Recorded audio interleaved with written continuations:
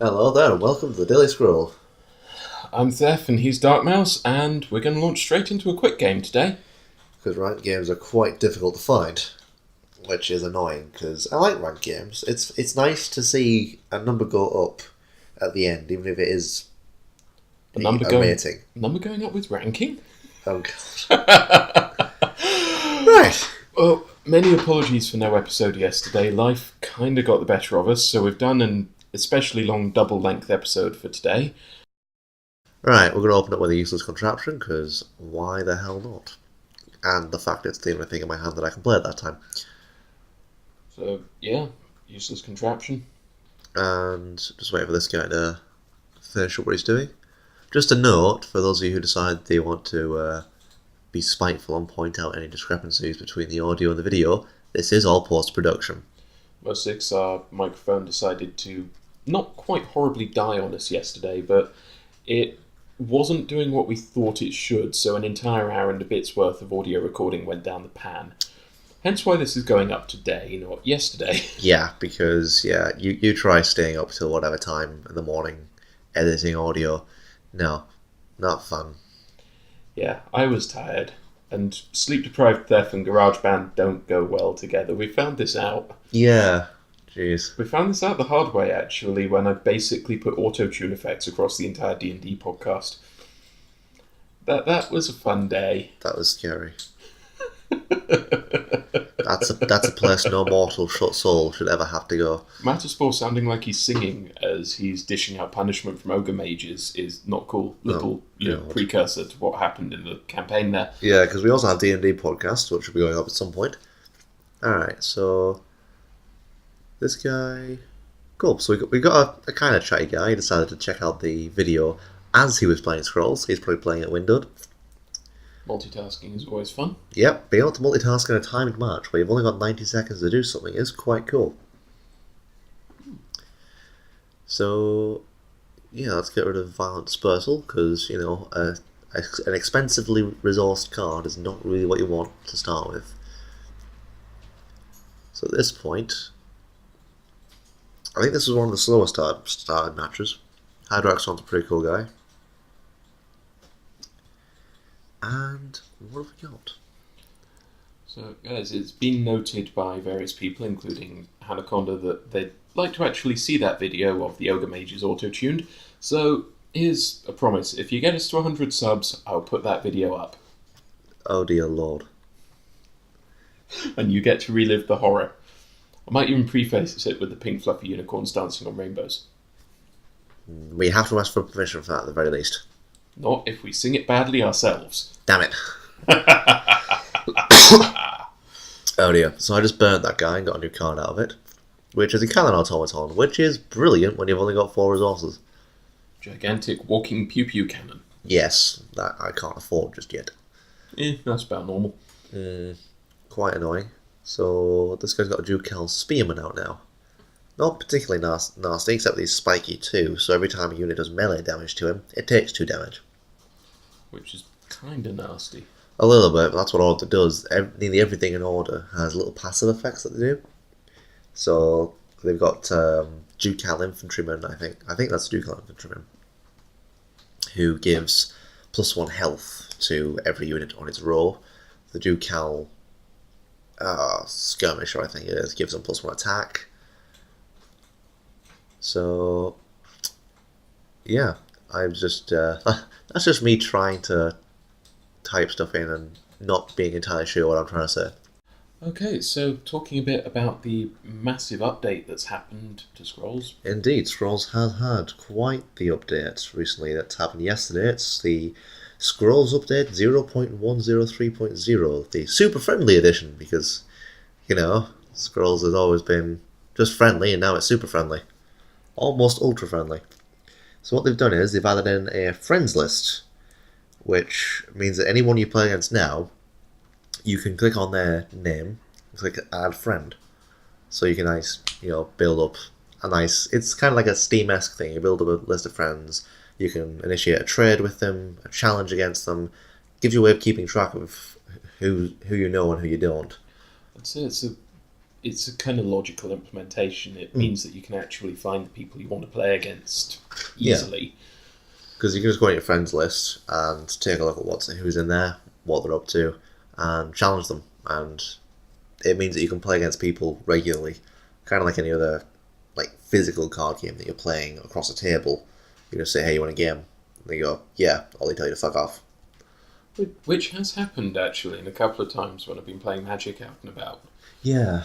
It's kind of weird, actually. It's just like, no, fuck off, I've got a thing lined up with that person over there. It's just like, you didn't have to tell me to fuck off.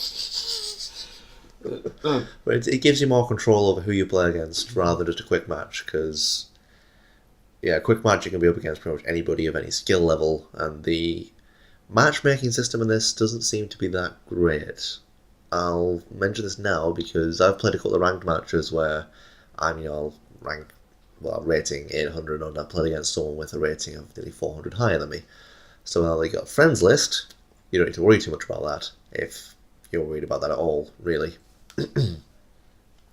So we have a friends list, which is a nice change. They've also introduced 9 new scrolls, 3 for each type. So for order, we have the Wings Shield, which is a human soldier worth 3 resource, the countdown of 2, a defense of 3, and an attack of 2. It has armor X, where X is the number of units behind it. So basically, combat damage dealt to Wings Shield is decreased by X. The way armor works, for those of you who don't know, is that whatever value armor is, it absorbs that much attack before it starts taking damage to its defense, basically.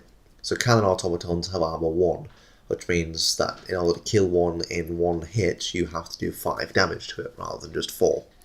It's a nice little thing, rule that just keeps units around for longer, which is quite nice.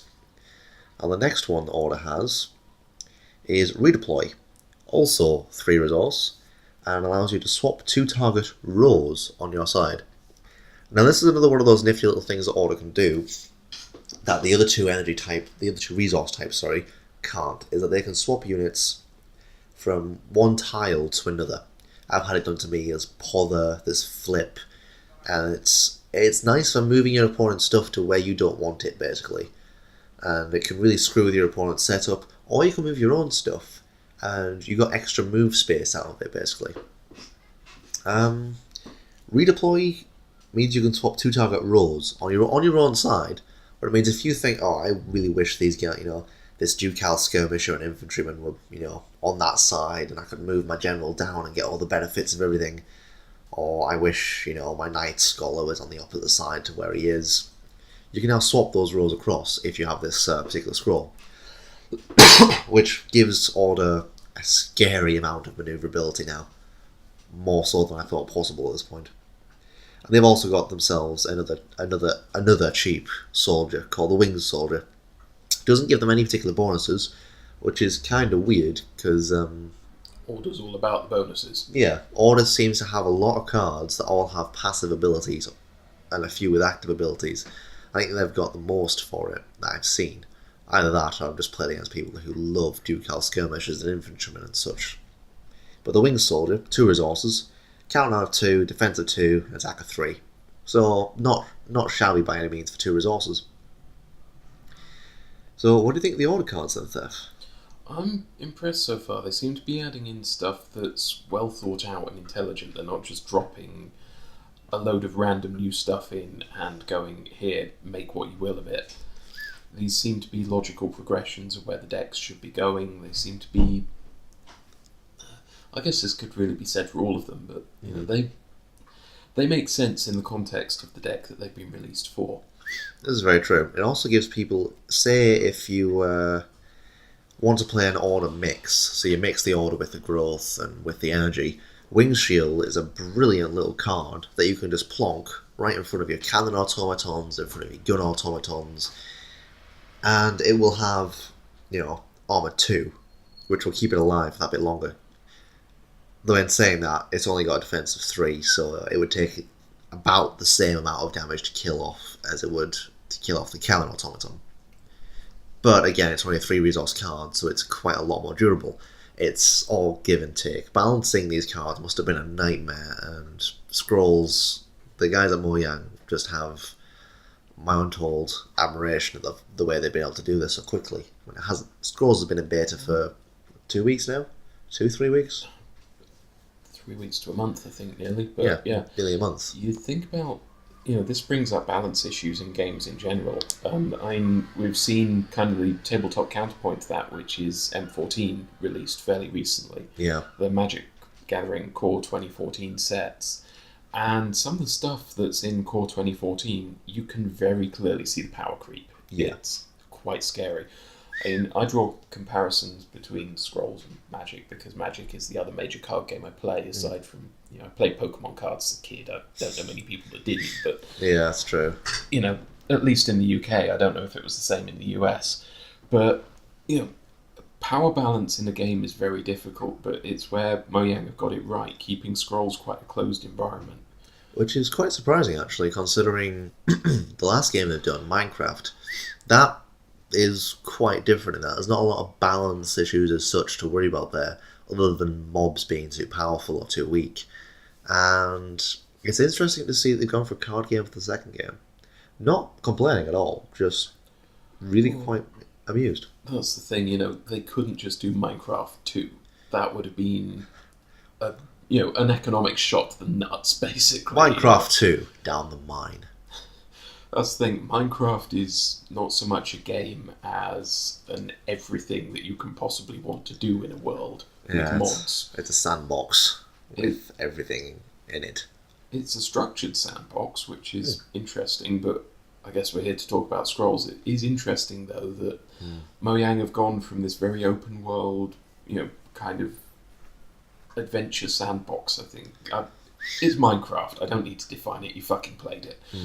But they've gone from that to what is a very structured, very well-balanced card game. With a predefined set of rules as well, which is quite nice. Now for growth, they've got some nice new cards. More expensive resource-wise than the Order cards have. But then growth do have some of the cheapest cards out there as well. So we have, starting with the highest resource, because why the hell not, Sister of the Bear, a human kinfolk who costs 4 growth resource, and has a countdown of 2, a defense of 4, and an attack of 4. So generally a good all-round mid-game fighting unit.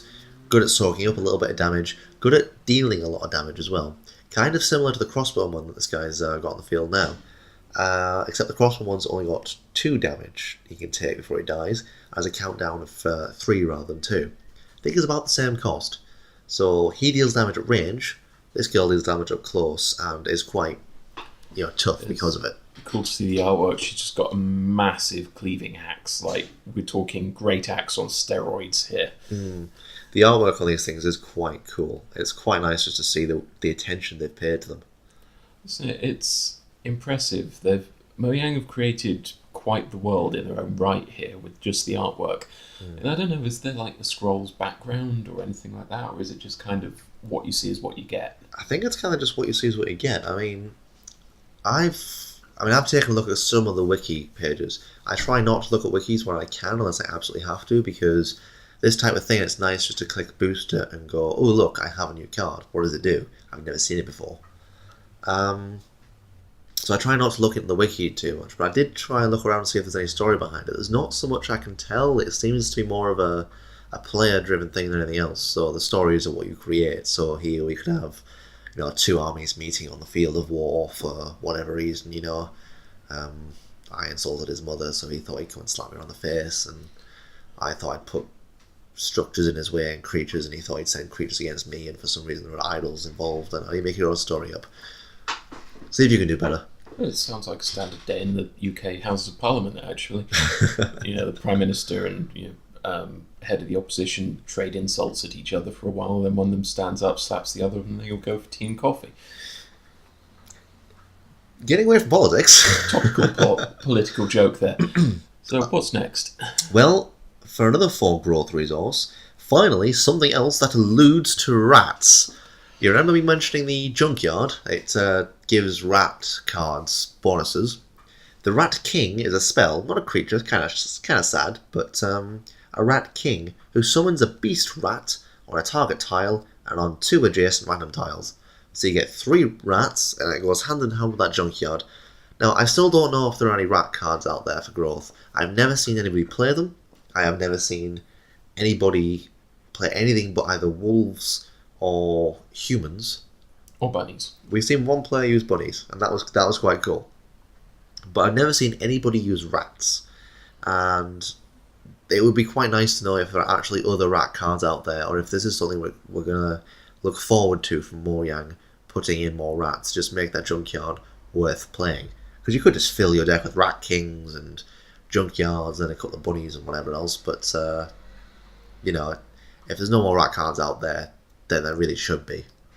So if you know of any, drop a comment down, drop a link to the card image if you have it, or just let us know what it is, fill in our ignorance.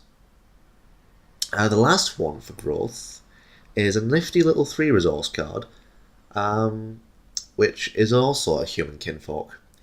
It has a countdown of 3, a defense of 2, and an attack of 0. It's called a crone. Now, you might think it's kind of weird, you have it something with a countdown of 3 and, you know, an attack of 0, and I've not mentioned any special effect that you pay for yet. Well, you don't pay for it. The crone doesn't attack at all, but when the crone's destroyed in melee combat, it also destroys the attacking unit. So, you know, you're facing down this gigantic Iron Ogre and its countdowns just come down and you're thinking, oh my god, I've got 6 resources, what do I do? You know, oh, and you have 9 resources or whatever, what do I do? You play down some of these guys, just at the front of your lines, and the very second the Iron Ogre goes, bam, you're dead, it's dead too. Nice. That's scary useful. It doesn't matter how much they've powered the Iron Ogre up, it's dead. It's dead. Even if they've put a magma pack on it and doubled its attack from 7 to 14, then metal hearted it, say they get its attack to 20, it's relentless, so normally that would tear through the crone, do 18 damage to an idol, or just tear through an entire row. That would stop it in its tracks. I like cards like that just go, nope, that's dead. Well, it's giving growth some actual removal, because other than Quake, which seems to be quite a rare card, but quite powerful, does 3 damage to all structures and 2 damage to all creatures. I think. I might have it the other way around. Forgive me. They don't have a lot of removal other than that, not really. They've got things that increase your opponent's countdown, but that's not a problem if they've got stuff that decreases their countdown or gets it to attack immediately. Straight up removal, they don't have a lot of. Even Order has Kabonk, which it only does 1 damage, but it can be that one that tips it. That sounds like it's just amazing, the name. I like cards that are named like that, just like utter randomness. Yeah, quite cool. But the crone is the first removal I've ever seen. I like the flavour text for it. Grandma in the front, the hag's time is up. And it is indeed if she gets in the front of anything. And finally, we come to Energy, my favourite type of deck. So these are the ones that matter to us, really. Yep, right. Let's go from the ones that I like the most, the ones I like the least, the ones I like the most. The ones I like the least. A 3 resource card called the Stormrunner. He's a human tribesman, and he's a lobber type, which actually makes it very, very viable to do a fully human energy deck for once. Because before, if you wanted a lobber type, you had to have a structure, but now you've got Dust Runners, Scattergunners, and the Stormrunners, and Iron Golems. So that's 4 different types. That's only 12 cards if you have 3 of each type. But then you can fill it out with other stuff, like, you know, tons of removal spells. And he's got a countdown of 2, a defense of 3, and an attack of 2. So he's kind of like a destroyer in that case. Whereas the destroyer's only got a countdown of 1, this guy's got a countdown of 2. Sorry. So he doesn't attack that much more often, but he's a little bit more durable. And you can power him up to absolute hell if you really want to. And the fact that he's a human means you can move him as well.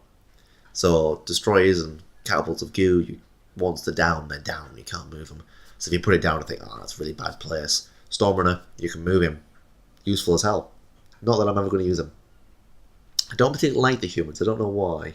I mean, there's not that the artwork's bad or that the model's bad on the game, it's just, I don't know, I just don't like humans. Examine that for a second. You play in Magic, Your 4 decks, demons, slivers, Rakdos, and exalted stuff. which doesn't have any humans in. Yeah, true. Your 40k armies. Oh jeez, yeah. So for the moment, we're 40k, I've got 200. Okay, yeah, I see your point. I don't play anything with humans in it. I'm just making the point here. I don't particularly... Well, I guess I play Dark Angels and Grey Knights, but, I play Angels for Magic, and, humans can be really fucking boring. Yeah, that's the thing. It's difficult to make a human, like, anything interesting. I suppose because we're all human, we're so so used to it. It's like, yeah, been there, done that type thing. But I mean, they are useful in a game, and from a practical standpoint, they're amazing. The only reason I have scattergunners left in my army is because I don't have any choice of removing them right now. But once I get a few more of these cards, that's all about to change, because we have the introduction of the Solemn Giant, the only automaton creature with a melee attack. It's 4 energy resource. Now listen to its stat line, and then I'll tell you why it's only 4 energy resource. It's got a countdown of 6, a defense of 4, and an attack of 8.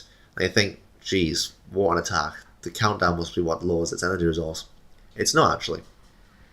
It's more the fact that the only way you can count it down is by paying 2 energy to decrease its countdown by 2. Jeez. Which means that if you've got 10 energy just lying around, you can cast this guy and then at the same turn have him attack, which is brilliant.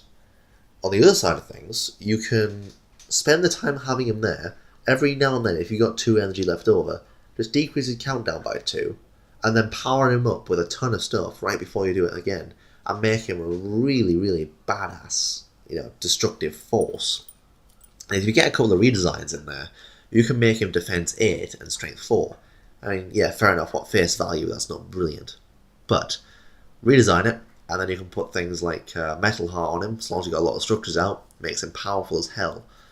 And Machination Mindset makes him relentless and gives him another 1 attack as well. You can probably stack that a few times if you wanted to as well. So there's a particularly powerful, meaty card.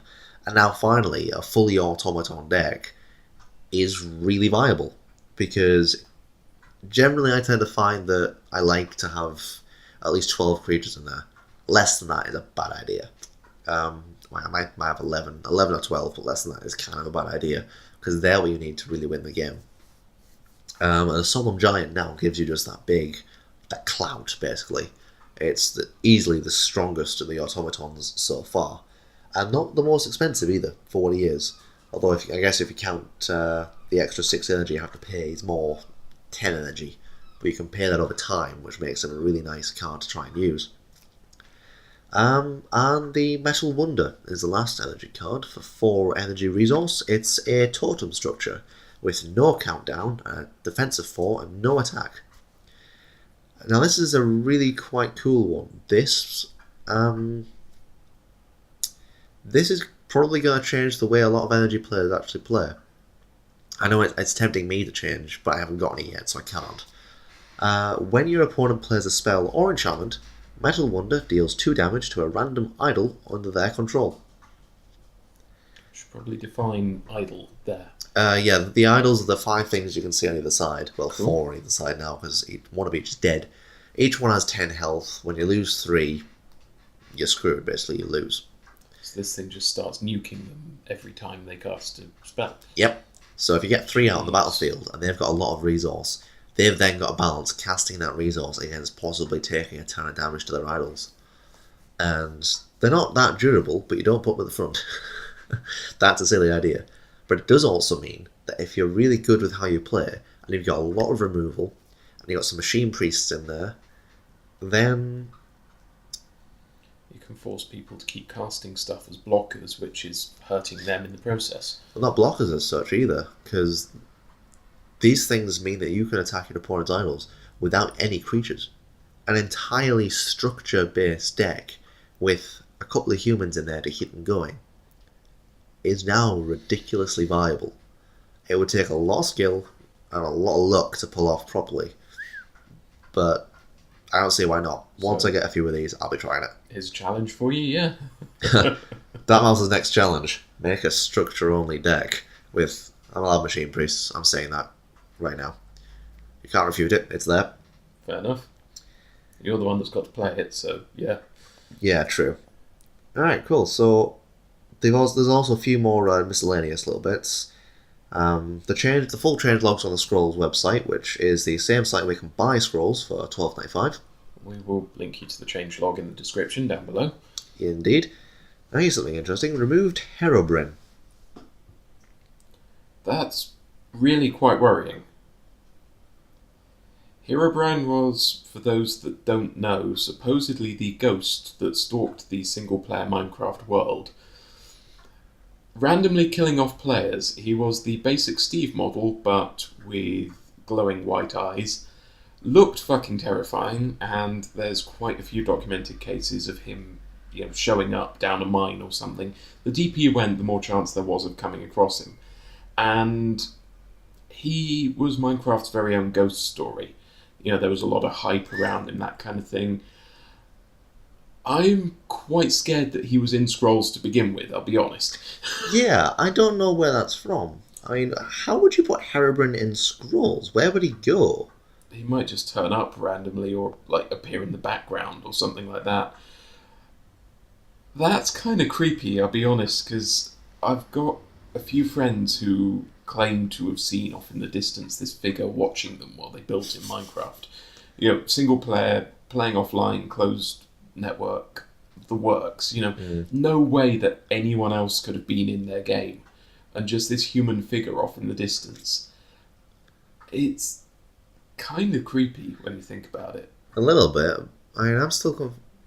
I guess they could probably have him in the background somewhere. Of course, you don't pay a lot of attention to the background of the games because, this dude with random glowing eyes appears, in the background of the video. Jeez. That would be really, really worrying if you saw that. Just out the corner of your eye, just this pair of glowing eyes. That would just be disconcerting, to say the very least. Well, ties back to something, actually. Is Minecraft inherently scary because you're on your own for so much of it? I guess it depends on how you define scary, really. I mean, personally, I'd say no, not really. I mean, I guess if you're down alone in a cave and you hear strange noises, or something, collapses in your room somewhere, or there's a knock at the door, then it's possibly more jump scare than anything else. But I wouldn't really class Minecraft as inherently scary. Fair enough. Not... I don't know. I guess it depends on your outlook on scary. Well, it's a point that one of my friends made, that Fallout 3 was inherently creepier than New Vegas. Because New Vegas, you were always kind of out in the daylight. It's big, you can see for miles. And there's always friendly people around. Or people that are straight up trying to kill you, so you kill them back. Fallout 3 had you inside the ruins of a city with very little visibility, and you actually felt alone for most of it. Yeah, that's very true. Well, that's mainly because you were alone for most of it. Creepily alone. You didn't get your first companion in that game for a while. Yeah, and I was thinking about this the other day, actually, how many games are scary, not through trying, but just because they somehow manage to be. It's quite an interesting thought, actually. Accidental genres. Let us know if you've got any more accidental genres you want to mention, or for us to mention. That's the end of the change log. So that is all the updates. So those of you who play Scrolls regularly probably already know about all this. Anyone who's not into Scrolls by now, I would say if you've got the money for it, and it's not overly expensive, obviously for an indie title it's not cheap, but it's definitely well worth it. And I would say look into it. And now you know they've added some extra exciting stuff. It's nice to see that they're continually updating. I mean, I know this is still beta, and Minecraft showed that they were willing to do regular, intelligent updates. But I was wondering with Scrolls, because you're dealing with a card game as opposed to an open world sandbox thing. What kind of release rate we'd see with the Scrolls, what kind of release rate we'd see with new features, that kind of thing. It seems that they're going to keep them going at about the same pace as Minecraft, which is nice. It is nice, but I'm very interested to see what new cards they're going to bring out for Energy next. And obviously there's Order and Growth as well, but in all fairness, I don't play those, so I don't really care. Energy is better, as far as I'm concerned. I mean, who doesn't dream about, an army of machines going forth in their name and just killing shit? I've seen the movie 9. I could go against that quite easily, but yeah. Now that's a creepy film. Really? It kind of really was. Just the vision of the world I thought was really kind of terrifying. But fair enough. I guess that's just me. I don't see it. Yeah, you have. Have I? No. Yeah, you watched it with me. Oh, of course, yeah, no. The animated one. Yeah, with the little creepy looking dolls and the giant creepy. spider robot thing. That was cool. Well, yeah, it was very cool. I just thought it was, kind of creepy as well. Yeah, fair enough. I don't know, there's something about dolls that creeps me out. Yeah, just the way the eyes stare at you. Yeah. From anywhere in the room. They just sit and they stare at you. Yeah. That's terrifying. Right. That's all for the changelog. However, we do have one more thing to mention. For those of you who may not have rechecked the Scrolls website the same day, or indeed today, I don't know if everyone else checks it obsessively as I do. But on Monday, as celebration of the update yesterday, there is an event happening that the team of Mo Yang are putting on there for double gold on the Monday and a chance to talk with the devs for the first few hours. Now, this starts on Monday at 6 PM CEST and will last 24 hours. If you're in the UK, that's 5 o'clock. And let me just check where else. So that's Central European Standard Time, isn't it? So that's an hour ahead of us with GMT.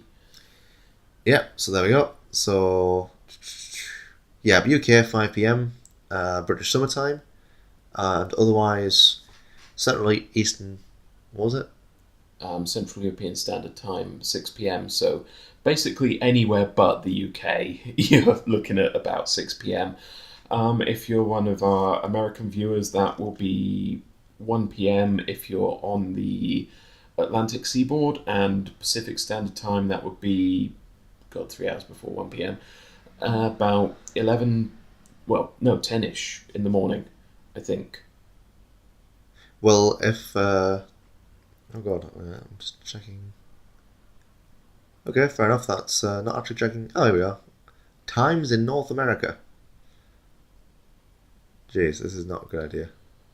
So, I think New York's about 5 hours behind us. I'd say that'd be starting about 1 PM. If you're lucky enough to live in California or Seattle, you're probably looking 10 AM-ish. Quite possibly. Either way, guys, it starts 6 PM Central European Standard Time. Yep. Cool, I got it. And it lasts for 24 hours. So you can, as long as you're in that window, it's double gold for that 24 hours. So if you play a lot of good games, you'll have enough to get another pre-constructed deck really quite quickly. We want to see a good few ranked players there because we're going to be playing obsessively at that point. Well, I say we. I'll be actually on my way up to London at that point. Yep, so I'll be in the house all my own. You got me to deal with on my own on Monday. This is going to be interesting. And for the rest of that week as well, because you're away for a week, aren't you? Yeah, but then we will be back in force. We'll be joined by Seka, who will be coming to join us for podcasting and recording some interesting Let's Play stuff. Mostly Indeed. because he has a Windows machine capable of running fraps, so... Yes, indeed. So we'll have some more stuff for you. Some more varied stuff that we can actually record on a non-Mac machine, which you would think we would have more scope anyway, but we don't quite. That's the thing, it's just a nightmare recording off Windows right now. Yeah, because none of us have really brilliant rigs for it. But yeah, if we make do with what we got. We'll also possibly have different people playing Scrolls the week after next, just to mash it up a bit, because you guys are probably sick to death of me playing Scrolls over and over and over again. If you're not, then brilliant. If you are, then I'm very sorry, but that's the format it's going to take. Tough luck. So, guests that we'll probably have playing, we'll probably have Sek play. Theft can try his hand. Yeah, I'll give it a go. I mean, I should really have by now played some Scrolls. In fact, it's a bit stupid me sat here commentating and not having played Scrolls at this point, but yeah, I will give it a go. Seka, Anaconda might give it a go as well. yeah. We'll also have Spirit Wolf down not long after that as well, so she might give it a go. See what she thinks. Maybe. I don't know about that. But we'll see. If not, she'll certainly join in with the commentary, I'm sure. Oh yeah, more than likely. In 2 weeks' time, we'll be doing some videos with Cassius guest starring as well, because he will be coming to stay with us for the better part of a week. That's basically our lineup for the next month or so, actually, looking at it. Yep, indeed. We're going to try and get some more FTL stuff out at some point soon, but as we said, people coming round and down, it's been kind of hectic, so we've just been trying to get everything sorted, everything moved round, and life's kind of catching up a bit at the moment. Just not a lot of time to do a lot of things, so just kind of stuck with my stuff at the moment. On the bright side, the furniture's been moved now, so we can stop worrying about the furniture having been moved. And people will laugh at this. We moved into this flat about 8 months ago, nearly. Yeah, just about that. And the furniture's almost back to the way it was when we moved in. Having tried many, many different layouts, the furniture is now basically back to how it was when we moved in. Oh, God. But it's good, and we have a recording space set up for doing interviews with people sat around the sofa and stuff, which I'm very much looking forward to starting soon. We'll actually get some footage of us up at some point. Quite possibly. Actual live action stuff, isn't that scary? We'll also be starting to release increasing numbers of podcasts, which we've tried starting with animating them, things like that. What's more likely to happen is that general podcasting will happen over the top of game footage like this. We have a massive backlog of game footage to just put stuff over the top of. Yeah, I mean, we'll probably splice together a lot of different things like the FTL footage we've already got. A lot of this, you'll probably see a lot of Scrolls footage in it as well, just random bits chopped and changed. For no apparent reason. For those of you that enjoy watching us fail horribly, you can listen to us talking about many and varied topics, actually. We won't just be talking about gaming, we'll be covering a good mix of random topics. It'll probably just descend into an utter shambles as it goes, but that's fun, you know? Yeah, what good podcast doesn't, really? So, you know, if you enjoy good, you know, quasi-intellectual conversation, come join us for that. And all of a sudden we're intellectual. I put the quantifier quasi in there for a good reason. Yeah, we've got some big plans coming up. We'll also start releasing the backlog of Late Night with TheVoidHive, which was a fairly hilarious series of recordings that we made where basically we sat up all night and recorded what happened. I don't remember that. I think my memory may have expunged all of that particular knowledge. You see, I do remember it, and I was probably the most sleep-deprived of all of us. It descended us into us watching Doctor Who, basically. Oh, right, yeah. I think I do remember that. Yes, I do. And yeah, that will be coming out within the next few weeks, depending on how much hard drive space I've got left, basically, for video files. And time. And time, yeah. That's annoying, actually, time, because it's fucking annoying. That's all I can say about it, really. Once we get more time, we'll have a better schedule. We'll put a schedule up in a little separate video and just let you guys know what's coming weekly, so you've got a good idea of what to expect. Yeah, guys, share more videos so YouTube starts paying us. Because if YouTube starts paying us, we can stop having to look for jobs during the day and we'll have more time to record videos. Oh dear. Alternatively, let us know what kind of things you guys want to see in the comments. Obviously, we can really only record with QuickTime on a Mac at the moment, so we don't have access to a lot of the Windows games. Well, we can play them personally, we just can't show you what we're doing.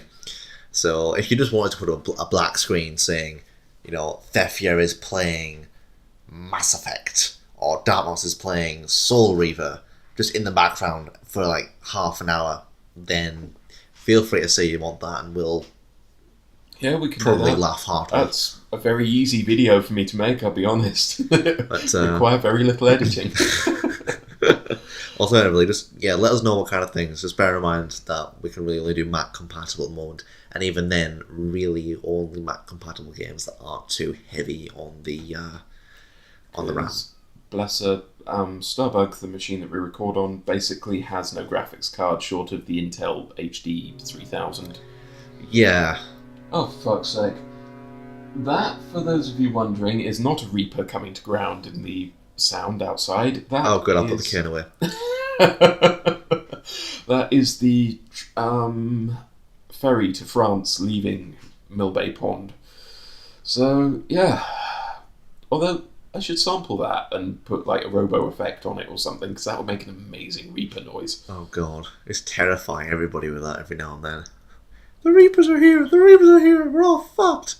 And that small splash was the loach jumping out the tank and back in again. Because loaches are not the cleverest of fish. I'm fairly sure they're playing who can stick to the top longest. Yeah, this is fun. There's a glass lid on the tank. What happens is a loach will swim full speed towards the top of the water, leap out the water, hit the glass lid of the tank, and stick for a few seconds, looking very confused before falling back in the tank. It's fucking hilarious to watch, because you just get... And then this loach looking confused, then splash. Jeez. I think Evie sits and watches them sometimes. Evie and Frere being the chinchillas that make the loud crunching noises on wood during most of the videos. Mm. So, back to the subject of scrolls for a minute. Well, for at least 20. This is the second game that you played. Yes, this is about round 10 of the second game I played against a guy called Schnoozle. A really good guy, actually, who seemed to enjoy it so much that he decided he was going to add me to his friends list afterwards. Cool. Which I feel I'm kind of pleased with that, actually. It's a nice outcome to a game. Scrolls has a nice community to it. A lot of the players are quite nice people. Yeah. Well, that's the thing. You're going to get two types of people in the beta. The people who are genuinely interested and want to play, and the die-hard neckbeards that have nothing better to do. That's true. In all fairness, it's probably quite a few people who are quite competitive. I mean, I can't be the only one who's seen the grayed out button that says tournaments on it. It's just... There is a grayed out button that says tournaments on it, guys, and once that button becomes ungrayed, I will be doing probably quite a lot of play in the tournaments, if I have the time to, just for a bit of extra different content, really. And you guys get to see me fail horribly on a national scale, which is always fun. Or indeed an international scale. Although... There's nothing to say you're not in this game now. Well, not that you're failing, but you're on an international scale here, possibly. That's true. I mean, well, if this guy speaks English, so he's at least...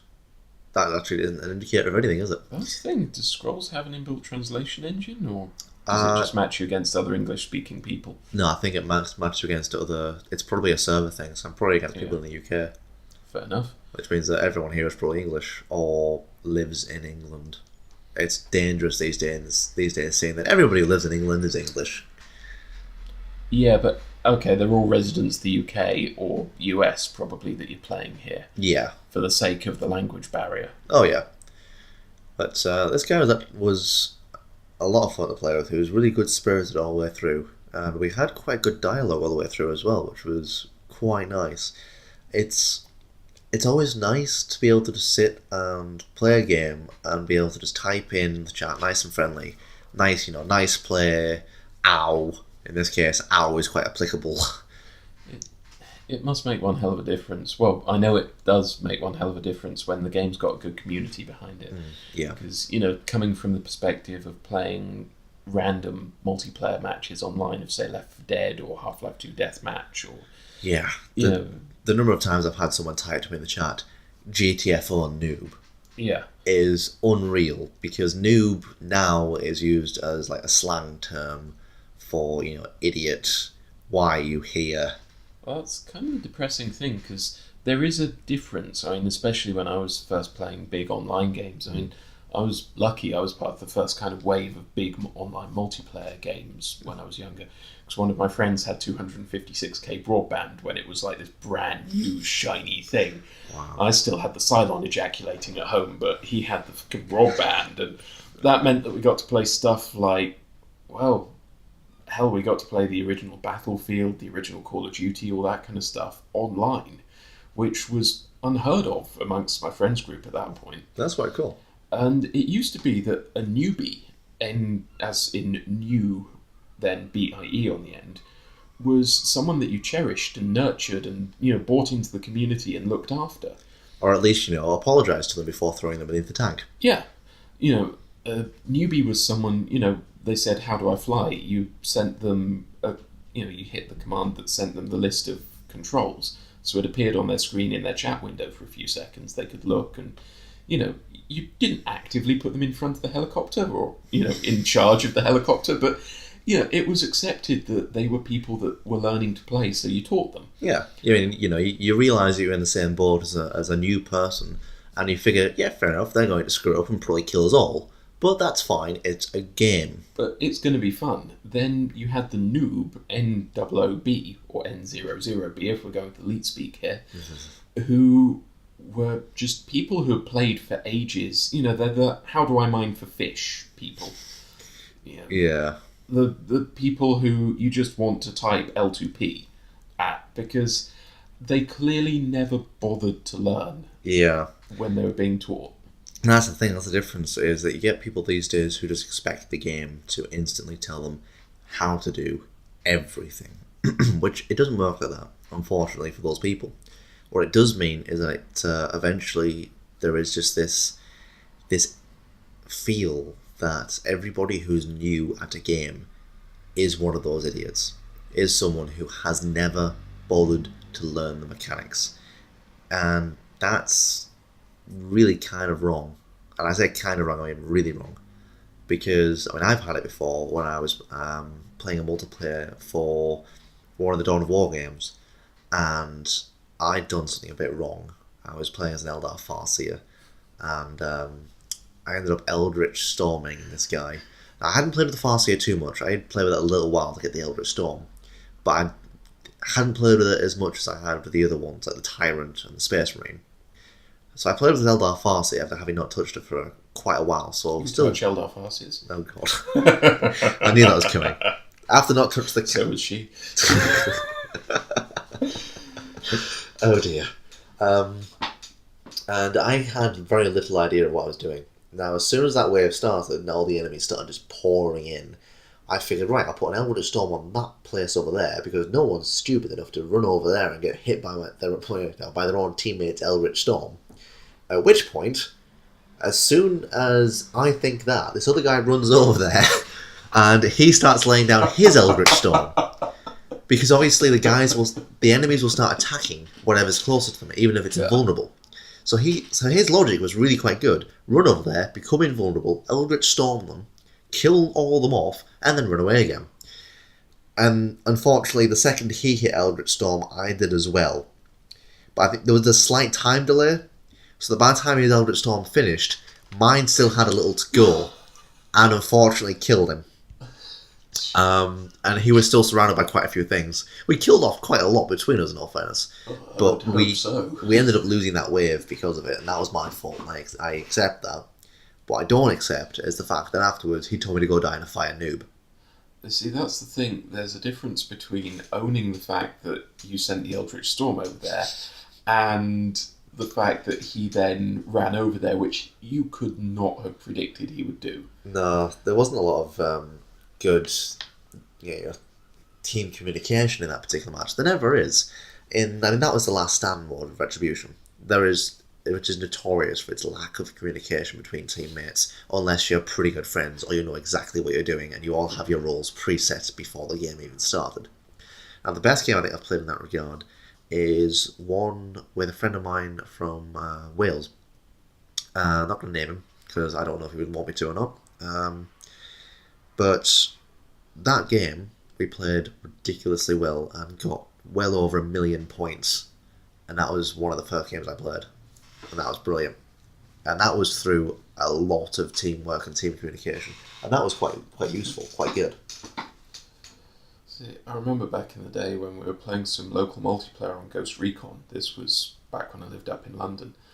And talking about team communication, to try and get the prestige for this one guy's account, he decided that he was going to fuck us all over.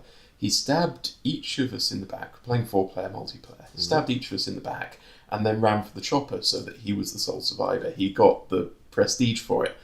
I respawned, not in time to get to the chopper or anything, but he made the mistake of letting me play a demo man. I pulled out the rocket launcher and blew the chopper out of the sky, got a TPK, and we ended up with none of us getting the prestige on that mission on any of our user accounts. But that was fun. That was a lot of fun because it's one of those things you couldn't have seen it coming. I had no idea he was going to stab us in the back, and he had no idea I was going to blow the chopper out of the sky. Jeez. So that reminds me of the tabletop games we play. Yeah. I remember, oh god. Jeez, yeah, we used to play a game that we made called Zombies, and that was a really, really good game. And in one of the better games, we were playing with a friend of ours who, again, not got the name because I don't know if he'd want us to or not. And it had a secondary objective, which was obviously to get to the end.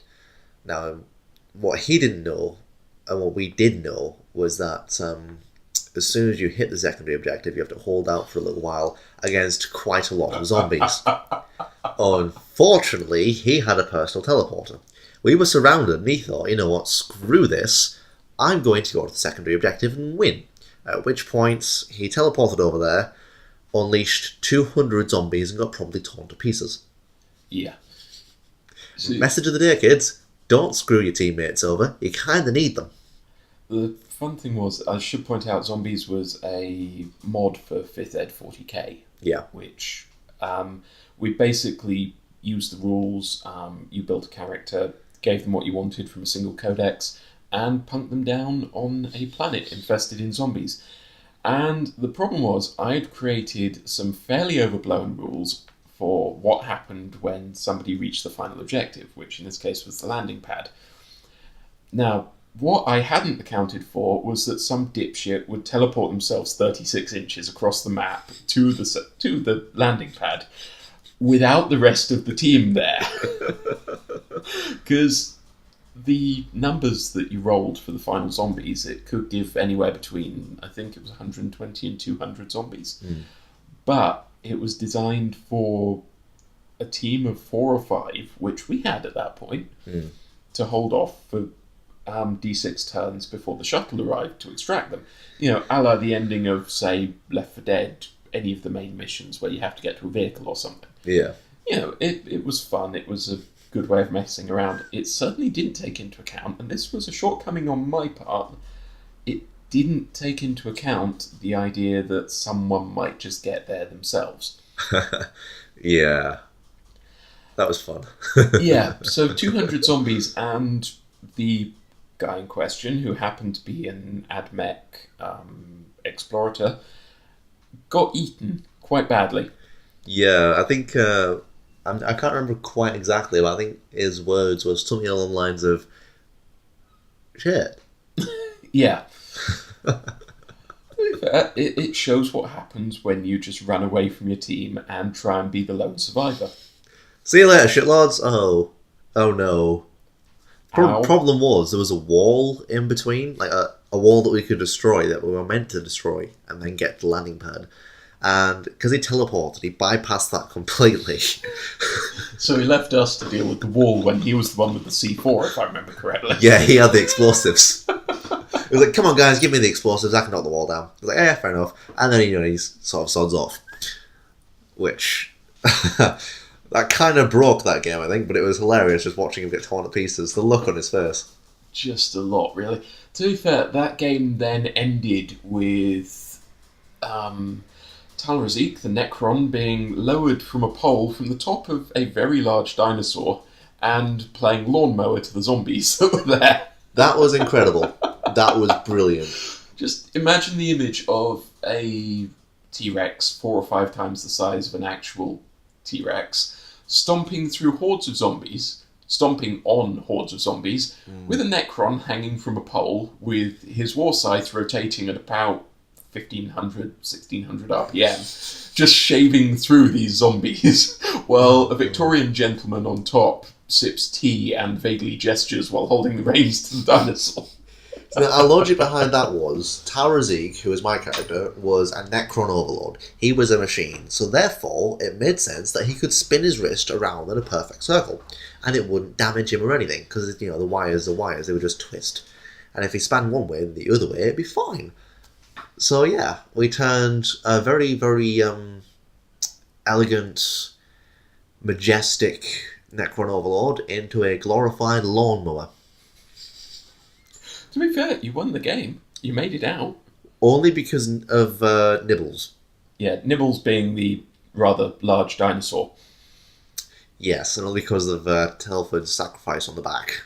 Yeah, to be fair, Nibbles ended up being torn down, poor thing, and Colonel Telford, who you'll meet at some point in podcasts or whatever, ordered his command ship that was coming to pick us up to fire on his location to buy us time to escape. Yeah. And the command ship did. And we escaped. He may not have done. Although I do have the image of him just striding out of the ashes, twirling his moustache and putting his pith helmet back on. Yeah. Like, I survived the Orbital bombardment. Pour me a tea. That is so Telford. Yeah. Oh, jeez. Right. Well, we seem to have talked a lot over the top of this and paid very, very little attention to this game, which is kind of a shame, because it was a good game. Holy shit, when did that happen? That built up over the course of about 10 rounds. Because you see, I have a Juggernaut deck. I named it myself, so typing in Juggernaut deck scrolls into Google probably won't come up with a lot, unless it's a... Or unless you've got safe search turned off, in which case just no. Well... basically it means that once my automated forges are rolling, and once I have some stuff on the board, and you don't have a lot, there's not a lot can stop me. Mainly because I've used all my removal to remove a lot of your stuff, and there's generally not a lot you can do about that once I have it. Which is kind of a shame. Because this guy played a really good game. He did particularly well, and he hung on to the very last, knowing where to put his units at the right time, and where and when would be a good place to put them. And as you can see, he's got one lone crossbowman just staring down so much across from him, and that's going to be kind of scary for him. But on the plus side, that crossbowman will be alive for much longer. See, it makes the point that, in games where you can play a big, hoardy, I'm loath to say army, but it makes sense here. When your opponent looks over and goes, how the hell am I going to kill all that? That's half the game won already. Yep, that's the Tyranid psychology. Yeah. So now, that's the thing with Order. They're brilliant early game, and they're kind of good late game if they get the stuff cycled back quick enough. Because Order has a lot of things that allows you to draw your cards quite quickly and just go through your deck like nothing else before. The problem... Yeah. Jeez. This guy's a bit screwed. I think I had Concentrate Fire, I can't remember. No, I didn't. Not at that point.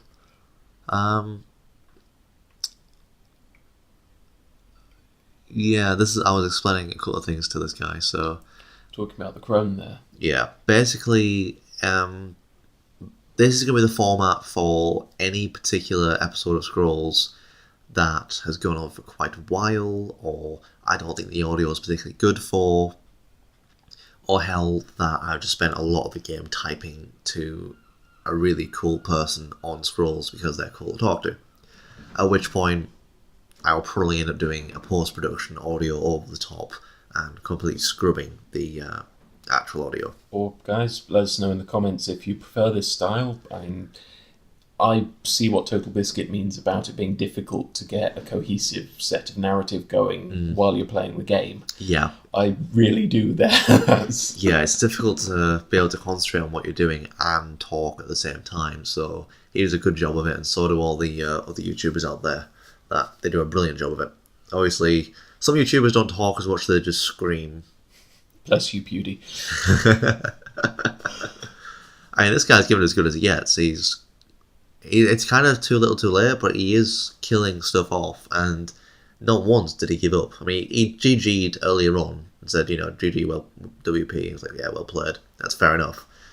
But he didn't, just give up. Didn't rage quit. Yeah, he didn't rage quit, but he also didn't just start playing his units in really weird places and leaving his idols wide open. Yeah. He's defending them to the very last and paying attention to my countdowns.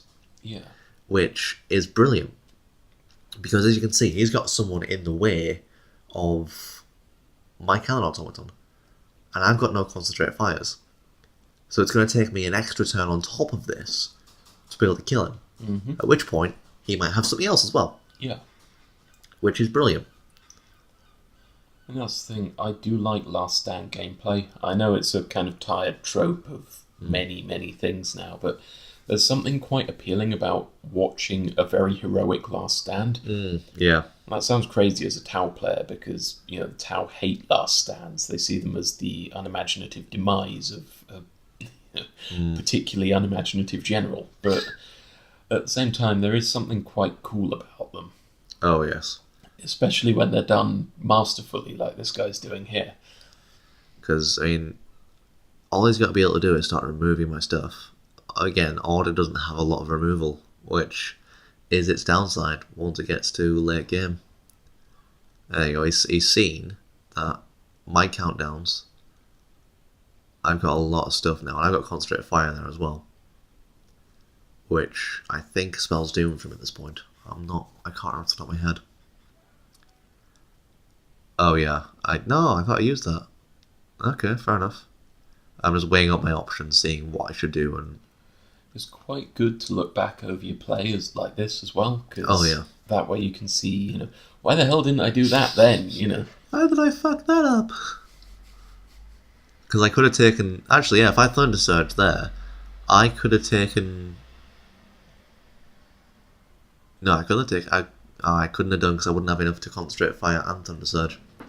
This is the part of the game where you've got to really think about what you're doing and think about the long game as well, if that's the type of thing your deck does, is wonder and worry about how much you're going to start sacking stuff for.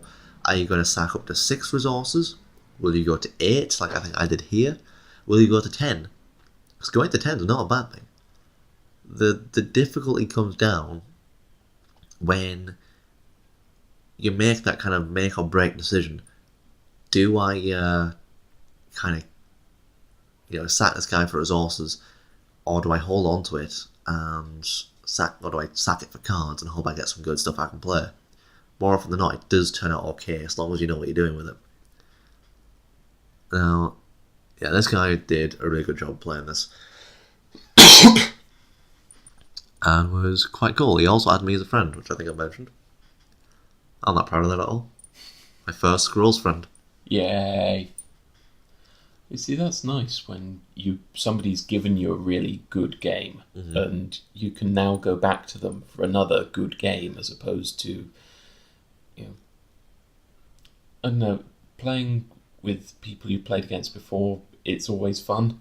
It's nice to mix it up, but it's also nice to be able to say, right, do you fancy that rematch? Now we've both had some practice. Oh yeah, I mean, it means that say on Monday's double gold, I get enough gold to get myself a growth pre-constructed deck, just for lols. Or I decide to build an energy deck, like a sealed deck thing. So I buy enough, and I buy 50 random scrolls. Jeez. And well, if you play enough, it's possible. Yeah.